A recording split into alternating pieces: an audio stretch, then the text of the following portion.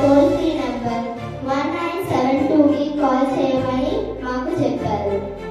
ఇంకా స్కూల్ మరియు కాలేజెస్ ఎలాంటి ఎడ్యుకేషనల్ సంస్థలకి 100 గజాల దాదాపుల్లో ఎలాంటి టొబాకోని ఉండకూడదని చెప్పారు. ఇంకా మా స్కూల్ చుట్టుపక్కల ఎలాంటివైనా ఉంటే మేము కూడా 1972 టోల్ ఫ్రీ నెంబర్కి కాల్ చేసి చెప్తాము.